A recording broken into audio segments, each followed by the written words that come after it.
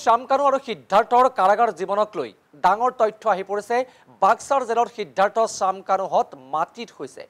জেলত নাই এখনো বিচনা আৰু একেযোৰ কাপোৰ পিন্ধি আছে সিদ্ধাৰ্থ আৰু শ্যামকানুৱে।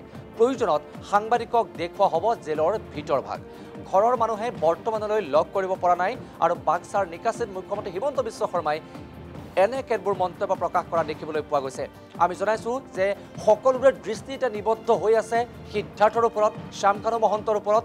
আৰু শেহতীয়াকৈ দেখিবলৈ পোৱা গৈছে যে শেহতীয়াকৈ বাক্সাৰ কাৰাগাৰলৈ প্ৰেৰণ কৰা হৈছে সিদ্ধাৰ্থ আৰু শ্যামকানুক। সমগ্ৰ বিষয়টোৰ সন্দৰ্ভত শেহতীয়াকৈ বাক্সাৰ নিকাচিত মুখ্যমন্ত্ৰী হিমন্ত বিশ্ব শৰ্মাই মন্তব্য প্ৰকাশ কৰিছে। কিদৰে কাৰাগাৰৰ জীৱন পাৰ কৰিব লগা হৈছে শ্যামকানু আৰু সিদ্ধাৰ্থই। বাক্সাৰ জেলত সিদ্ধাৰ্থ আৰু শ্যামকানুহঁত মাটিত হৈছে। এনে কেতবোৰ তথ্য শেহতীয়াকৈ সংবাদ মাধ্যমৰ সন্মুখত প্ৰদান কৰিছে মুখ্যমন্ত্ৰীগৰাকীয়ে। জেলত এখনো বিচনা নাই বুলি স্পষ্ট কৰি দিছে মুখ্যমন্ত্ৰীগৰাকীয়ে। যিহেতু ইয়াৰ পূৰ্বে বিভিন্ন বিতৰ্কৰ সূত্ৰপাত হোৱা দেখিবলৈ পোৱা গৈছিল। একেযোৰ কাপোৰ পিন্ধিয়েই সিদ্ধাৰ্থ আৰু শ্যামকানুৱে সময় পাৰ কৰিব লগা হৈছে আৰু প্ৰয়োজন সাপেক্ষে সাংবাদিকক জেলৰ ভিতৰ ভাগৰ দৃশ্য দেখুওৱা হ'ব বুলিও মন্তব্য প্ৰকাশ কৰিছে মুখ্যমন্ত্ৰী হিমন্ত বিশ্ব শৰ্মাই।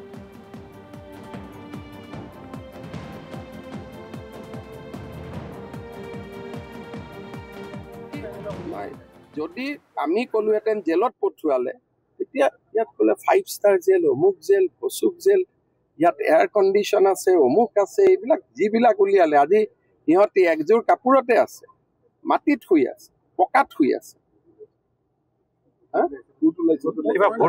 এতিয়া তেওঁলোক গোটেই কেইজনে, আজিতো কোনেও দেখুওৱা নাই যে আজি ইমান দিন মাটিত শুই আছে, তাৰ ভিতৰত বিচনা এখনো নাই। যাব, আপোনালোককো লৈ যাম। ভিডিঅ' কিয় ল'ব নিদিব? আপোনালোকে ভিডিঅ' লৈ যাব। তেওঁলোকে আজি মাটিত শুই আছে, এযোৰ কাপোৰ পিন্ধি আছে। ঘৰৰ মানুহ পৰ্যন্ত আহি লগ কৰিব পৰা নাই, যি কাৰণে নহওক কিয়। গতিকে যেতিয়া সঁচা কথাখিনি আমি যদি ৰাইজক জনাওঁ যে জুবিনৰ ঘটনাৰ লগত জড়িত এজনকো আজি 16-17 দিন হৈ গ'ল আমি জামিন ল'ব দিয়া নাই। পজিটিভ কথাখিনি ক'লে যুৱকসকলটো আশ্বস্ত হ'ব। এতিয়া যুৱকসকলৰ মোৰ ওপৰতো খং আছে যে ন্যায় দিয়া নাই। কিন্তু ন্যায় আমি যে দি আছো, জামিন ল'ব দিয়া নাই, এটা এটাকৈ চবক ধৰি আনিলো, চবে জেলত সোমাই আছে। আপোনালোকে যদি কথাখিনি পজিটিভ কয়, কালিৰ পৰাই পজিটিভ হৈ যাব যে হিমন্ত বিশ্ব শৰ্মা চৰকাৰে আজিলৈকে এজনকো জামিনত ওলাব দিয়া। উল্টাহে কৈ থাকে এই সুপ্ৰিম কোৰ্টত কেছ কৰিলে, কেছ হোৱাই নাই, লগাই দিলে বোলে এইখন জেলত তেওঁলোকক এয়াৰ কণ্ডিশ্যন ৰুমত ৰাখিব, বোলে এইখন 5 ষ্টাৰ। এজনে ড্ৰোনৰ পৰা ওপৰত ফটো ল'লে, লৈ কৈ দিলে এইখন ৰিজৰ্ট। হ'ব পাৰে নেকি কওকচোন? জেলটো জেল, এই নতুনকৈ জেল বনোৱাৰ কাৰণে নতুন নতুন লাগি আছে, কিন্তু ৰেজৰ্ট হ'ব পাৰে নেকি জেল? লকআপ ৰেজৰ্টত থাকে নেকি? মইতো নিজে জেলখন চাই গৈছো, আপোনালোকো মোৰ লগত আছিল। এইখন ৰেজৰ্ট হ'ব পাৰে নেকি? বাক্সাত নানিলে বিতৰ্কিত ব্যক্তিকটো ধৰক 14 বছৰ কাৰাদণ্ড হ'ল, ক'ত ৰাখিম? অসমৰ কোনোবা এখন জিলাতেতো ৰাখিব লাগিব।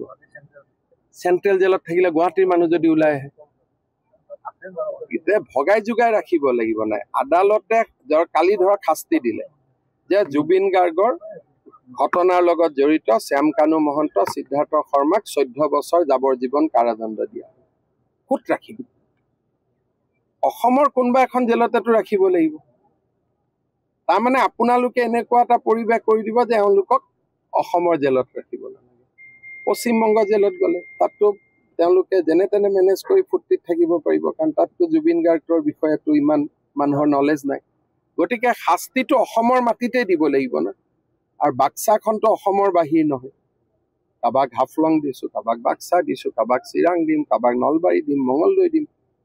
একেলগে থাকিলে আকৌ ক'ব যে ক্লাব কৰি ল'লে বুলি গোটেইকেইজনক একেলগে থকাৰ সুবিধা দিছে। কিবা এটাতো যি কৰোঁ তাৰে উল্টাটো ক'ব, যিটো কৰোঁ। গতিকে কি কম কওক, মোৰে দুৰ্ভাগ্য বুলি মই ভাবিছোঁ যে ধৰি আনিলোঁ, কোনেও নকয় যে গোটেই কেইজনক ৰেকৰ্ড সংখ্যক সময়ত ধৰি আনিলে, কোনেও নকয় যে হিমন্ত বিশ্ব শৰ্মাই ভাল কাম কৰিছে। তাৰপিছত জামিন ল'ব দিয়া নাই, কোনেও নকয় যে চৰকাৰখনে ইমান চেষ্টা কৰিছে। বোলে ছিংগাপুৰত যোৱা নাই, অফিচাৰ গ'ল ছিংগাপুৰত, সেইটোও নকয়। বোলে ছিংগাপুৰৰ অসমীয়া মানুহ অহা নাই এতিয়া ৱাজিদ বোলাজনক বাদ দিটো